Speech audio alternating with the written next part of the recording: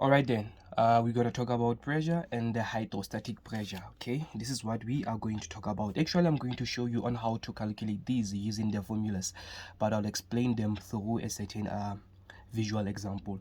So now we're going to talk about the pressure, and we're also going to discuss the hydrostatic pressure. Okay, we're also going to discuss the hydrostatic pressure.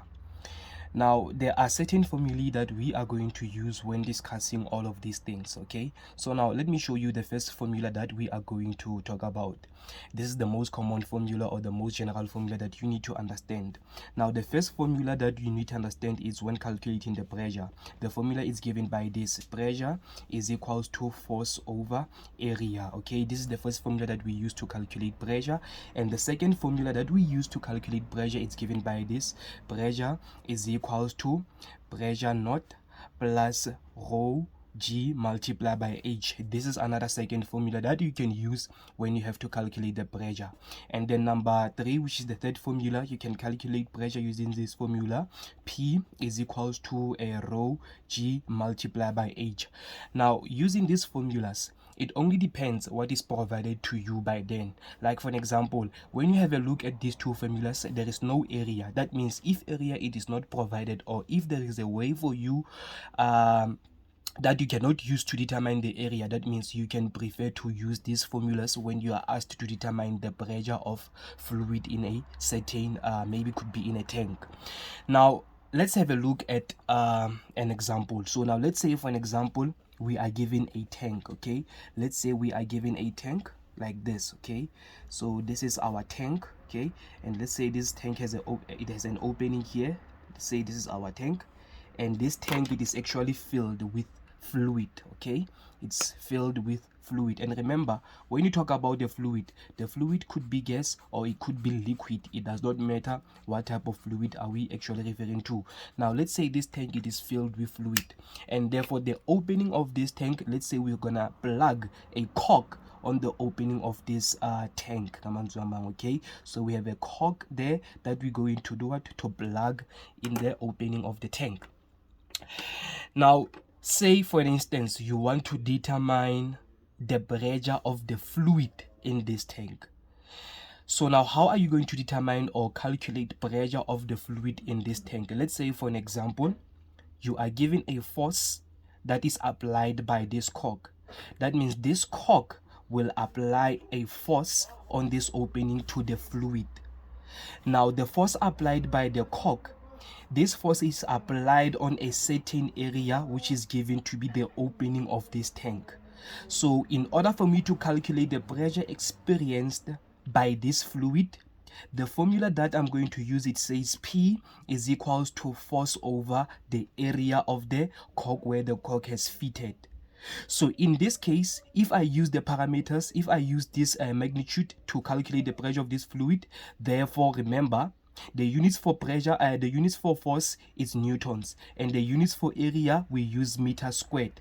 So that means Newton meter squared, it is the units for pressure. And then again, do not forget 1 Newton per meter squared, it also refers, or it also equals to 1 Pascal. So that means we can use this formula only if we are provided the force exerted by this cork and the area where this cork has been plugged. Therefore, you will be able to determine the pressure of the fluid in this tank by using this formula. Does it make sense? Alright, so that means you can use this formula in this case. Now let's say for an example again, we have a tank. Okay, let's say we have a tank, and now this tank, this is what is happening. Okay, I would assume this tank, it is open at the top, okay? And therefore remember, in this tank there is a fluid in this tank, okay? There is a fluid in this tank. There is a fluid in this tank. Now this tank, it is open. Now this is what is happening. This tank or column, it has a certain height. I'll just call it H. It has a certain height, and I want to determine pressure of the fluid in this tank. Now this is what is happening. I'm not provided with the force, I'm not provided with the area or whatever, but all I know is that this fluid inside of this tank, it has its own density. Okay, so this fluid here, let's say it has its own density, which is given by a Greek symbol which is called rho. Now this is what is happening. Remember, we have what you call the atmospheric pressure. The atmospheric pressure, it is the pressure in the surroundings. Now the atmospheric pressure will be exerted on the surface of this fluid, because like I said, let's assume that this tank, it is open at the top, meaning the air particles will exert the force on what? On this fluid from the top. That means this force that the air particles will exert on the fluid, this force will result into what type of a pressure? Will result into an atmospheric pressure. Therefore, now this is what is happening. Here we have atmospheric pressure. I will just call it P naught in this case, our atmospheric pressure. And therefore, this atmospheric pressure, remember, this fluid, it attains a certain height in this column or in this tank. Now that means this fluid, like I said, there's density. Now how are we going to calculate the pressure? We're going to say pressure is equals to P naught plus rho G multiplied by H. Now this pressure, it simply refers to the hydrostatic pressure of the fluid. How so? Because hydrostatic pressure, it is a combination of the it is the combination of what? Of this pressure, which I just said, it could be atmospheric pressure, plus what? Plus the density of the fluid, plus the gravitational acceleration multiplied by height. This height, it is called pressure height. Okay, this height, it is called pressure, not pressure height, pressure head. Okay, I take that back. This height of this column, which the fluid will occupy, we call this height the pressure head of the fluid. So in order for me to calculate pressure experienced by this fluid, and the name of that pressure specifically, it is called the hydrostatic pressure, I'm going to say the hydrostatic pressure is equals to P naught, which is the pressure at the bottom of the fluid exerted by the air particles, plus the density of the fluid experienced by the gravitational acceleration multiplied by its height, which is pressure head. And therefore now I will be able to get my pressure at the bottom of the fluid, which is the pressure, which is called the hydrostatic pressure. You understand? So in order for me to use this formula, or to use this formula, it only depends what is provided. Am I provided with the force exerted on the fluid and the area where the force acts on the fluid, or am I provided with the density of the fluid? Am I provided with the pressure head? If that's the case, therefore we can use this formula to calculate our hydrostatic pressure in a tank.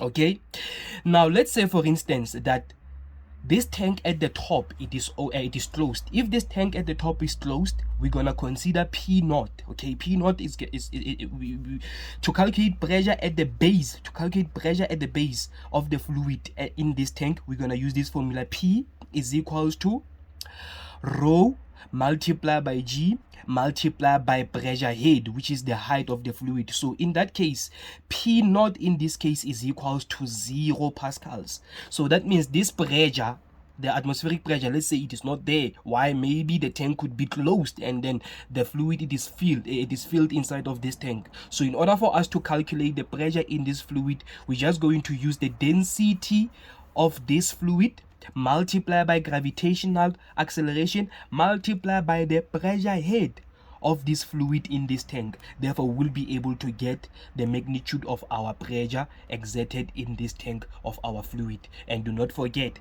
simply this pressure we refer it to a hydrostatic pressure.